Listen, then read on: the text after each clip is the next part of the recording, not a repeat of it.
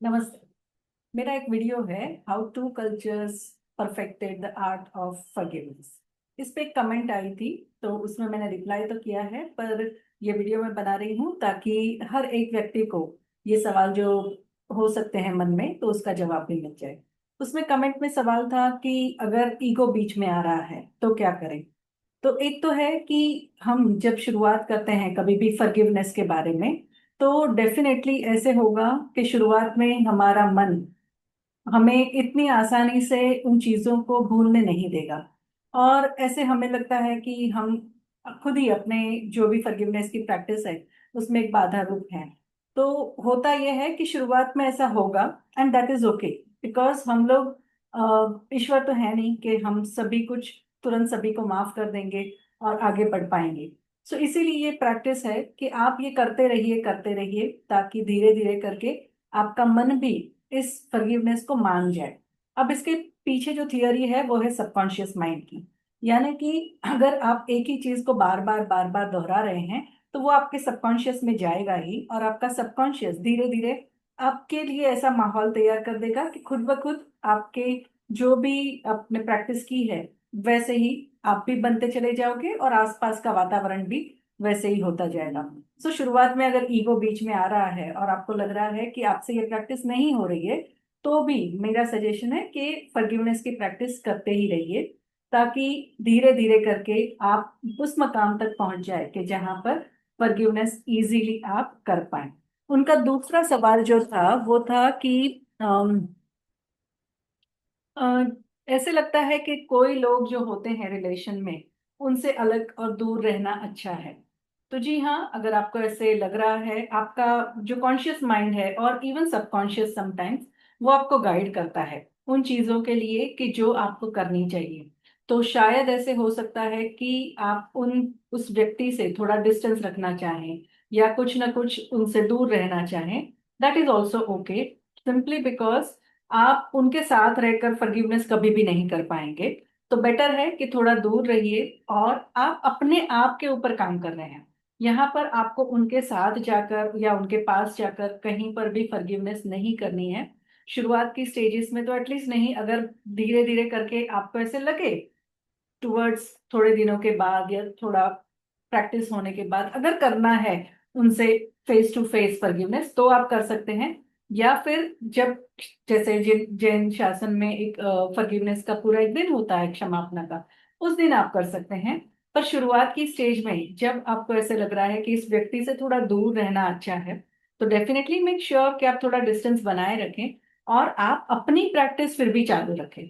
क्योंकि आपकी प्रैक्टिस जो है वो आपके प्योरिफिकेशन के लिए है, ताकि आप धीरे धीरे करके उस फॉरगिवनेस के जरिए अपने आप के अणु परमाणु को शुद्ध कर रहे हैं।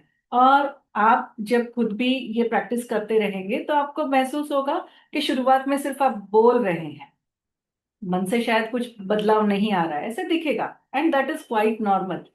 धीरे धीरे करके आपको वो प्रैक्टिस में अंदर से ही, मन से ही इच्छा होगी कि नहीं, अभी जाने देते हैं, छोड़ देते हैं, क्या पता किन चीजों को हम पकड़ के चल रहे हैं। तो ऐसे छोटे छोटे चीजों को आप खुद ही धीरे धीरे छोड़ते चले जाएंगे। बाद में उस व्यक्ति के साथ जब आप आमने सामने भी आते हैं, तो भी आपका शायद व्यवहार ऐसे भी हो कि हम फॉर्मल तरीके से ही बात कर रहे हैं, और धीरे धीरे करके आप उनसे थोड़ा बहुत अच्छी तरीके से बात करना शुरू भी कर दें। पर इसका मतलब ये नहीं है कि आपने अपने सभी गार्ड्स डाउन कर दिए हैं, और जो भी कुछ गाइडेंस आपको आपके कॉन्शियस सबकॉन्शियस से आ रहा है उसको आप छोड़ रहे हैं। आपको धीरे धीरे करके जैसे ही माहौल बदलेगा, तो शायद उस व्यक्ति में भी परिवर्तन आ सकता है। और उस व्यक्ति में परिवर्तन हो या ना हो, पर ये परिवर्तन हम अपने आप में लाना चाहते हैं। तो इसीलिए प्रैक्टिस को चालू रखना है, ताकि धीरे धीरे करके हम उस उनको जो मन में लेकर चल रहे हैं, मन में जो हमारा कनेक्शन उनके साथ बना हुआ है, उसे छोड़ते चले जाएं। देखिए, रिलेशनशिप्स जो हैं वो फिजिकल वर्ल्ड में तो है ही, पर उसके सबसे पहले ये सभी कुछ हमारे मन में चल रहा है। तो जहां पर भी हम उनको मन से ही दूर कर रहे हैं, और देखिए कई बार हम रिलेशनशिप्स को, उनसे तो दूर हो गए पर मन में तो है ही, तो उनको तो हम साथ ही लेकर चल रहे हैं। तो फॉरगिवनेस प्रैक्टिस से क्या होगा कि धीरे धीरे करके वो व्यक्ति के प्रति आपका जो गुस्सा था या उनके प्रति जो भी भाव था वो धीरे धीरे कम होता चला जाएगा, और जिस जो जगह उन्होंने आपकी मेंटल स्पेस में ली थी वो मेंटल स्पेस की जगह आपकी खाली होती चली जाएगी। और यहाँ अब कुछ नया आने की संभावना हो सकती है। जैसे आप फॉरगिवनेस प्रैक्टिस में करते हैं क्या है, अनकंडीशनल लव टुवर्ड्स यू और फ्रेंडशिप टुवर्ड्स यू, और धीरे धीरे करके आप सभी जीवों के प्रति भी ये भाव व्यक्त कर सकते हैं। तो जहां जो जगह अननेसेसरी विचारों ने, अननेसेसरी गुस्से ने ले रखी थी, वो जगह पे अब कुछ नया आएगा और वो नर्चर होना शुरू हो जाएगा, और आपके खुद के अंदर एक परिवर्तन आएगा, और वो परिवर्तन ही आपको आगे लेके जाएगा। सो शुरुआत में अगर ऐसा हो रहा है कि प्रैक्टिस में आपको लग रहा है कि मैं सिर्फ बोल रही हूँ या बोल रहा हूँ और मुझसे अंदर से तो भाव नहीं आ रहे हैं, डजेंट मैटर। आप अपनी कोशिशें चालू रखिए, और धीरे धीरे करके आप पाएंगे कि आपका सबकॉन्शियस ही आपको गाइड करेगा कि किस तरह से अब वो व्यक्ति को आप इतना इम्पोर्टेंस ही नहीं देंगे।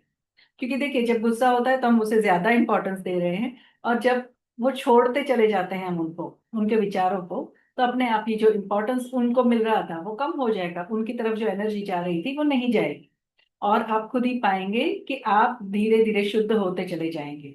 सो इसीलिए फॉरगिवनेस प्रैक्टिस बहुत बहुत इंपॉर्टेंट है। ऑफ कोर्स उसके बाद हम काफी कुछ हीलिंग की जैसे प्रैक्टिसेस होती हैं वो भी कर सकते हैं, कॉर्ड कटिंग कर सकते हैं, किसी तरह से हम अपने बॉडी में भी स्टोर्ड ट्रॉमा जो हो सकता है उससे भी निकाल सकते हैं। काफी अलग अलग प्रैक्टिसेस भी हो सकती हैं, पर इन इटसेल्फ ऑल्सो फॉरगिवनेस से भी आपको काफी कुछ मदद भी मिलेगी, और आपके जीवन में काफी कुछ परिवर्तन भी आएगा। तो आज का वीडियो स्पेशली इसीलिए बनाया था ताकि ये जो प्रैक्टिस है बहुत यूजफुल प्रैक्टिस है, और हर व्यक्ति को इसे करना जरूरी है। और इसमें कई बार जो भी हमें क्वेश्चंस आते हैं तो वो क्वेश्चंस भी हम ओवरकम करते चले जाएं। और इसके बावजूद अगर आपके कोई सवाल हैं तो जरूर पूछिए, मैं जरूर कोशिश करूंगी कि आपके कमेंट्स के रिप्लाई दूं, या फिर एक वीडियो के जरिए भी आपको ये मैसेज पहुंचा सकती हूँ। अगर ये वीडियो अच्छा लगा है तो इसे लाइक कीजिए, शेयर कीजिए और चैनल को सब्सक्राइब कीजिए। Thank you.